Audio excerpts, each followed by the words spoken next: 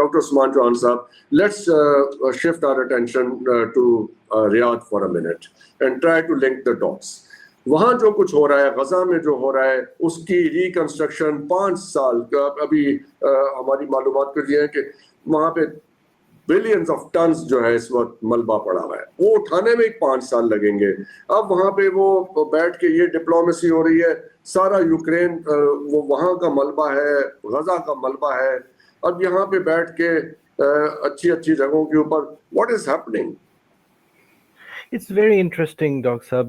You're alluding to a very important set of events.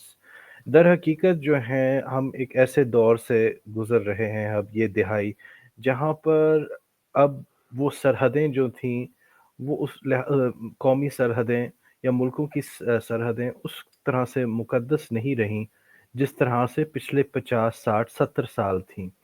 जब liberal order शुरू हुआ था उसके साथ एक डीकोलोनाइजेशन मूवमेंट शुरू हुई थी, जिसकी वजह से 1970 तक या 71-72 तक गालबन ये अब they were fixed and permanent borders more or less.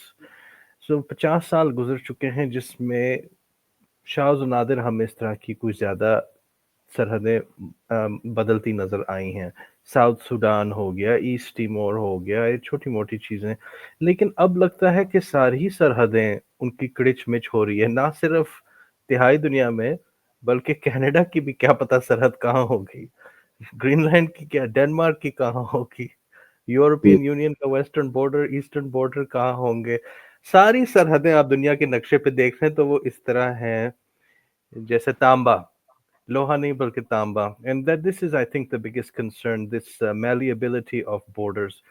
अब हमारे लिए ये ज़रूरी है, मैं ट्रंप साहब से इसमें इत्तेफाक करूंगा कि हमारे लिए ज़रूरी है कि if you don't have borders you don't have a country. ये कह के वो अपना सदर्न बॉर्डर तगड़ा करना चाहता है वहाँ पे। If you don't have borders, you don't have a country. This sovereignty, exercising sovereignty is very important.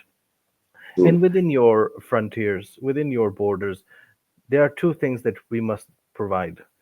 The state must provide. It is peace and it is justice. If we have peace and justice, then all other things flow from that. आपकी economy भी ठीक हो जाएगी। ये तो बिल्कुल on principle we cannot disagrे with this। जो Riyadh में इस वक्त वहाँ पे बैठक हो रही है, शाही महल में रियाद के, ज़ेलेंस्की साहब वहाँ पे आए हैं, अब Marco Rubio he will be joining there. तो ये Riyadh is becoming centre of world diplomacy. ये कैसे हो रहा है? इसमें सऊदी अरब को क्या मिल रहा है? ये सारे चले उनकी वाह वाह हो रही है कि they are doing a great job, but what else?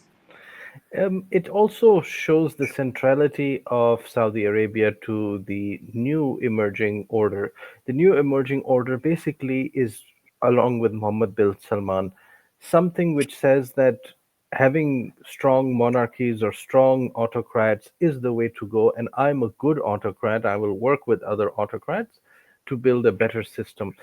And he has taken the initiative. ये रूस से भी ताल्लुक अच्छे रख रहा था जब इनकी जंग छिड़ी यूक्रेन के खिलाफ, और उसने अमेरिका को कहा जब वो नाखुश थे कि ये तुम्हारे ही काम आएगा, तुम आराम से बैठे रहो, मैं इनसे बात करूंगा, मैं इसराइल से भी बात करूंगा, सबसे बात करूंगा और ये सबके काम आएगी बात। In fact, there is a competition within the Gulf for who is a better go-between, who is a better negotiator, who is the better man for everybody, क्योंकि कतर भी बहुत तगड़ी डिप्लोमेसी कर रहा है। ये है ना, ये जो टैरिफ डिप्लोमेसी हो रही है डॉक्टर हसन जावेद साहब, ये टैरिफ डिप्लोमेसी के अंदर अब वो ये जैसे डॉक्टर उस्मान साहब ने बिल्कुल भी फरमाया कि ये बॉर्डर्स मेल्ट हो रहे हैं, तो वो अब ये तांबे के बॉर्डर्स हैं, ये स्टील के नहीं है, ये हल्की सी हीट पे मेल्ट होते हैं। तो ये और जो पाकिस्तान में हो रहा है और अफगानिस्तान, पाकिस्तान, रियाद, ये बगराम एयरबेस, वहाँ पे वो डिप्लोमेसी, आप कैसे इस पिक्चर को बनाते हैं डॉट्स कनेक्ट करके? कल सर मैंने आपको यहाँ बात की और जो हमारे हाई कमिश्नर थे उन्होंने मुसलसल मेरे साथ गुफ्तगू करते हुए तकरीबन नाराजगी का इजहार किया कि जब मैंने ये कहा कि ये जो जंग है इसको समझने की कोशिश करें।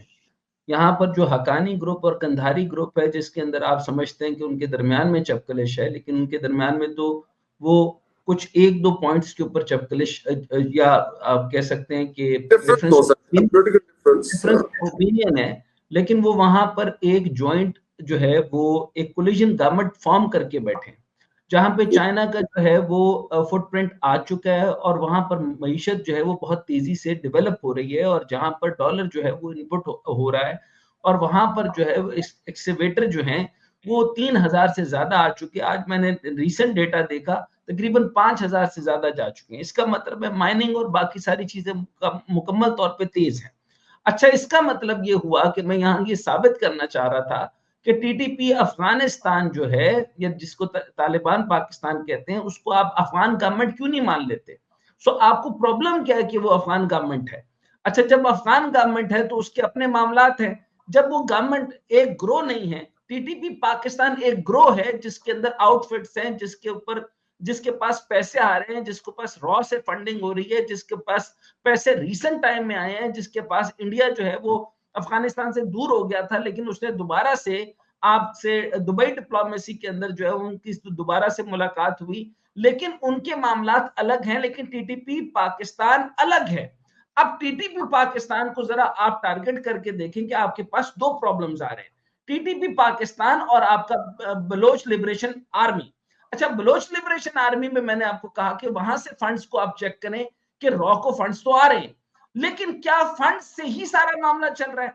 मैं उसके अगेंस्ट में ये कहना चाहता हूं कि पाकिस्तान के पास मिलिट्री कितनी है? 11 लाख फौज है, 12 लाख फौज है, 7 लाख से ज्यादा आपकी स्टैंडिंग मिलिट्री है।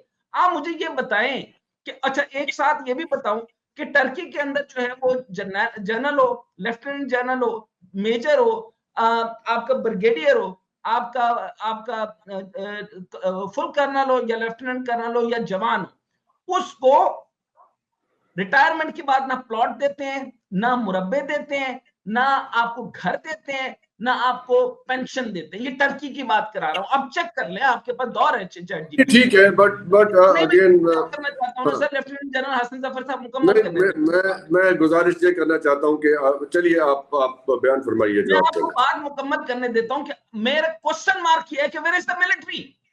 बीएलए के वहां पे इतना बड़ा काम सान्या हो गया कि आपकी मिलिट्री इंटेलिजेंस किधर है? आपकी मिलिट्री इंटेलिजेंस मुझे ठोकने के लिए बैठी हुई है।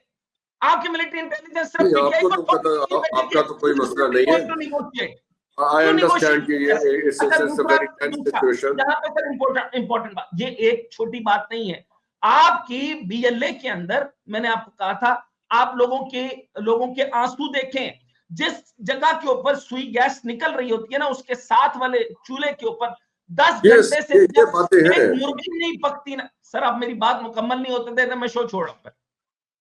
सर आप प्लीज कंटिन्यू करें। नहीं, मैं I don't mean to interfere you, मैं तायद कर रहा हूं इस बात की आपकी कि ये बात, ये महसूसियात तो है, ये प्रॉब्लम है। जिस जगह से सुई गैस निकले उस जगह से सिर्फ 1 किलोमीटर नहीं, आधा किलोमीटर के ऊपर जिनके घर में 10 बच्चे जो है वो भूखे मर रहे हो, और उनकी एक मुर्गी ना पक रही हो, और सूखी लकड़ी के ऊपर वो ना जल रहा हो, और गैस उनको ना मिल रही हो, तो वहां महरूमी होगी। वो महरूमी अब जो है वो बढ़कर बलूचिस्तान बन चुकी है।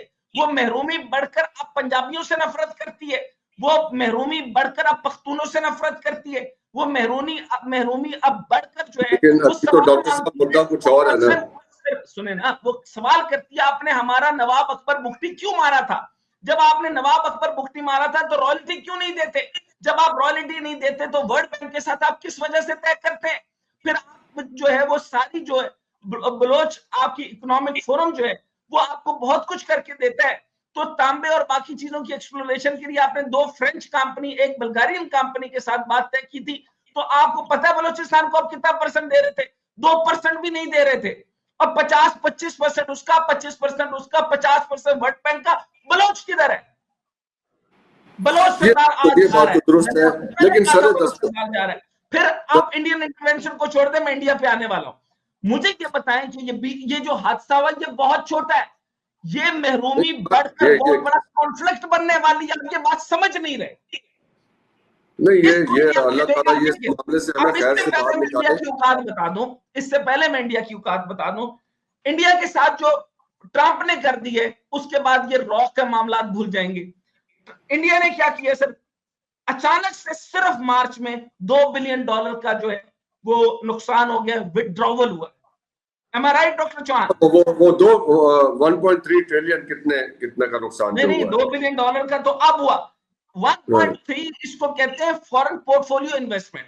फॉरेन पोर्टफोलियो इन्वेस्टमेंट में 50 से 60% अमेरिकी इन्वेस्टर जो इधर इन्वेस्ट करके रखे थे उन्होंने पैसा निकाल दिया। अब चूंकि मैं प्रोजेक्शंस बता रहा हूं, 70+ कंपनीज ने प्रोजेक्शन बता दिए, इन्होंने जिन्होंने 100% प्रोजेक्शन जो भी थी, मतलब $7 बिलियन, $200 बिलियन, उन्होंने इसको माइनस करके 30% डाउन के ऊपर ले आए, 50% डाउन पे, 70% डाउन पे। तो यहां पर आप ये देखें कि जो 60% कंपनीज हैं उन्होंने अपना प्रॉफिट डाउनग्रेड कर दिया, प्रोजेक्शंस डाउन हो गई। इसके बाद टैरिफ हाई हो गया, फिर एफपीआई जो है वो 55% पे हो गया। अच्छा, डॉलर की वैल्यू देखें 1:88। अब डॉलर की जो है वो रकम इतनी कम होने की वजह से जो होर्डिंग है, स्टॉक है, स्टॉक मार्केट एक दिन के अंदर 15% डाउन हुआ। पूरा इंडिया सुन रहा है मुझे। और फिर ये उंगली करते हैं टेरर फाइनेंसिंग की रॉ के अंदर। और फिर आप ये देखें कि आपका इन्वेस्टर का जो रिकॉर्ड आता है 20% लॉस में गया है, और इन्वेस्टर जो है वो 397 बिलियन से डाउन होकर they are going to be 304 पर गिर गए। यहां से मैं आपको ये बता रहा हूं जी, ये है वो सिचुएशन जो इंडिया की कर रहा है। दूसरी सिचुएशन आपके सामने मैंने यूक्रेन की रख दी। ज़ेलेंस्की ने मांगनी माफी। कतर डिप्लोमेसी बड़ी खतरनाक है। कतर डिप्लोमेसी ये है कि वो मईशत वाले अफगानिस्तान को सपोर्ट करते हैं। वहां पर दुबई में जब डॉक्टर चौहान जरा प्लीज मेरी हेल्प कीजिएगा, और डॉक्टर सुंदर मुझे भी आप हेल्प कीजिएगा, क्योंकि lieutenant general doctor Hasan Zafar साहब मेरी गुफ्तगू नहीं मान रहे।